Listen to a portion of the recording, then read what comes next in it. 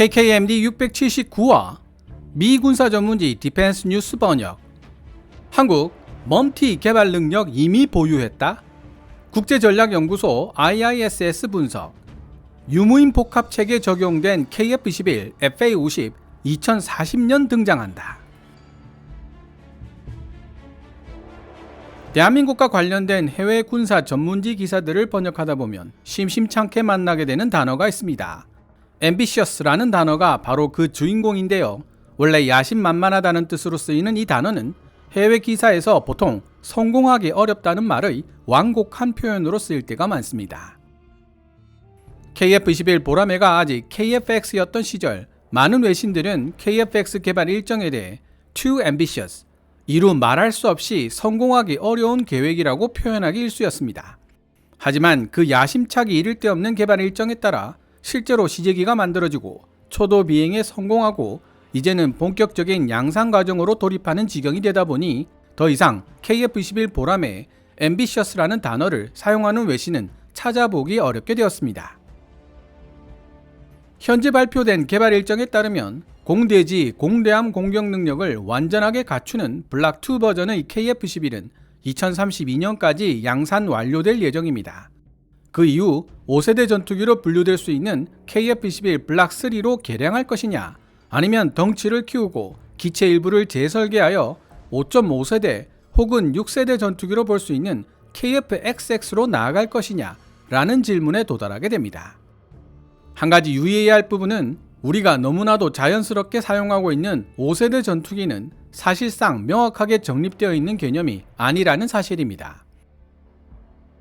비즈니스 인사이더가 2023년 1월 4일 게재한 기사에서는 5세대 전투기를 1990년대 후반이나 2000년대 초반에 개발을 시작한 기체들로 4세대 전투기에 비해 레이더 피탐성을 극적으로 낮춘, 즉 스텔스 기능을 강조하는 완전히 새로운 디자인을 가지고 있는 전투기라고 정의합니다.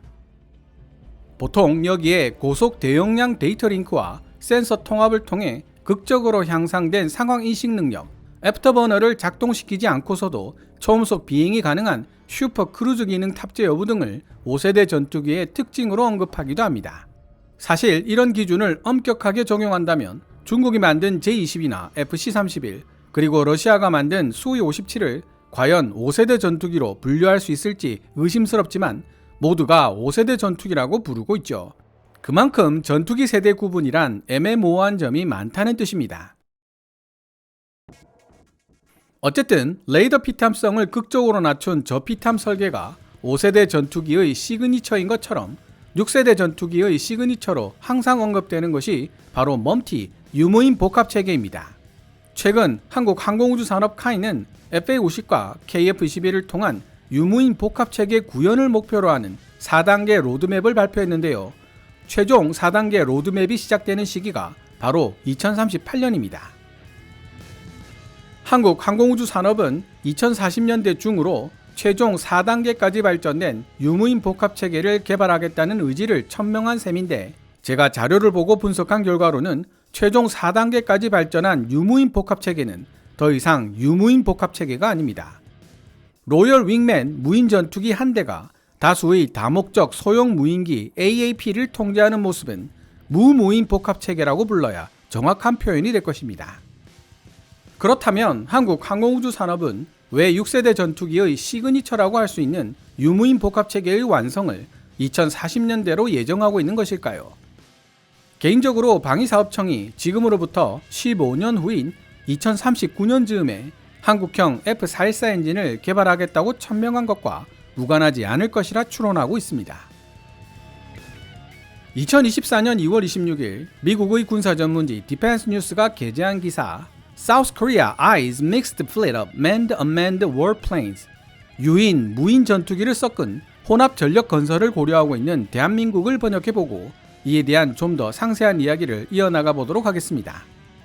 디펜스 뉴스 기사 원문은 노란색 글자로, 제 개인적인 사견이나 역주는 하얀색 글자로 표시됩니다. 한국형 차세대 전투기 KF-21 보라매 양산이 가까워지면서 대한민국은 자국 공군 전투기들과 함께 운용할 수 있는 무인 기술의 도입을 모색하고 있다. 만 18세 이상 징집 가능한 인구수가 감소하고 북한과의 관계가 악화되는 가운데 유무인 복합체계 멈티에 대한 한국군의 관심이 나날이 높아지고 있는 것이다. KF-21 보람에 FA-50 같은 유인 전투기와 다양한 무인기를 생산하는 한국 항공우주 산업도 유무인 복합체계의 완성을 향한 대한민국의 국가적 노력을 주도하고 있는 기업들 중 하나다. 디펜스 뉴스와의 단독 브리핑에서 한국 항공우주 산업의 한 임원은 대한민국 공군의 유무인 복합체계 능력을 제공하기 위한 4단계 로드맵을 설명했다. 공식적으로 기자회견을 할 수 있는 권한은 없다고 밝힌 해당 임원은 디펜스 뉴스에 익명을 요구하며 다음과 같이 말했다. 우리는 미래를 위한 시스템 복합체계, 시스템 오브 시스템즈를 만들겠다는 매우 야심찬 계획을 가지고 있는데 이는 KF-21, FA-50과 같은 유인 전투기를 대형 무인 전투기 UCAV 및 다목적 소형 무인기 AAP와 결합시키는 형태가 될 것입니다.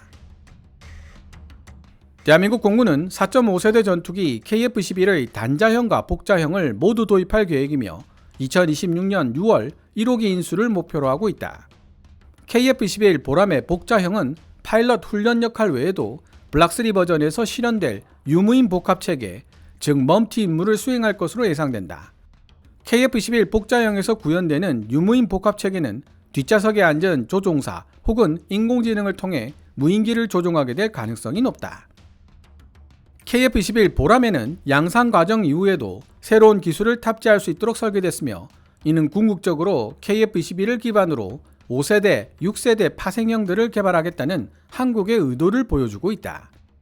5세대, 6세대 전투기로 개량된 KF-21은 카이가 차세대 항공우주 전투체계라고 부르고 있는 것, 즉 인공위성과 공중조기 경보기, 유인 전투기 및 무인 드론 같은 다양한 플랫폼들과 각종 센서들을 하나의 정교한 네트워크로 연결한 시스템에서 매우 중요한 역할을 맡게 된다. 유무인 복합체계 멈티 완성을 위한 대한민국의 4단계 프로세스. 한국항공우주산업 카이는 이미 2023년부터 멈티 구현 로드맵 1단계를 실행하기 시작했고 내년인 2025년에 마무리할 예정이다. 로드맵 1단계는 한국항공우주산업과 대한민국 공군이 헬리콥터와 공중발사형 소형 무인기를 사용하여 멈티를 현실에 구현하는 데 필요한 기술을 공동으로 개발하는 것을 그 골자로 하고 있다.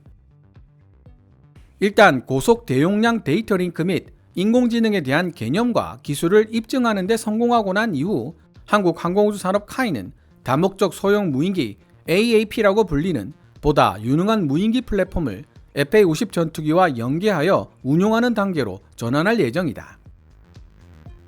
비록 원래의 공중발사용 무인기들보다 더 큰 덩치와 더 긴 채공 시간을 보유하고 있으며 회수하여 다시 사용할 수 있도록 설계된 다목적 소형 무인기 AAP이지만 가격이 저렴해야 한다는 요구 조건 때문에 지나치게 첨단화된 기술은 적용되지 않을 가능성이 높다고 인터뷰에 응한 카이 임원은 지적했다. 2025년부터 2028년까지 진행되는 멈티 구현 로드맵 제2단계는 FA-50을 시험대 삼아 최대 4대의 다목적 소형 무인기 AAP 플랫폼을 동시에 제어할 수 있는지 여부를 보여주는 기술 시연으로 마무리 짓게 된다. 2단계 기술 시연의 특징은 적을 속여 넘기는 미끼로 활약하는 다목적 소형 무인기 AAP의 모습뿐만 아니라 내장형 전파 교란기로 전자전을 수행하고 전자광학 적외선 EOIR 장치로 정보 감시 및 정찰 ISR을 수행하거나 자체 탄두로 타격 임무를 수행하는 모습을 보여준다는 데 있다. 2037년까지 완료될 멈티 로드맵 제3단계에서는 FA-50에서부터 출발하여 보다 더 다양한 기능을 가진 멈티 기술을 복자형 KF-21로 이식하게 될 것이다. 이와 동시에 한국항공우주산업 카이는 유인 전투기의 로열 윙맨 역할을 맡아줄 추가적 유형의 무인 전투기에 대한 엔지니어링 및 제조 설계 단계에 도달할 것으로 예상된다. KF-21 한 대는 최대 4대의 무인 전투기 UCAV를 조종할 수 있을 것이며 무인 전투기 UCAV 한 대는 다시 4대의 다목적 소형 무인기 AAP를 통제하게 된다. 이는 본질적으로 KF-21 한 대의 전투력이 무인기 20대의 전투력으로 확장된다는 사실을 의미한다.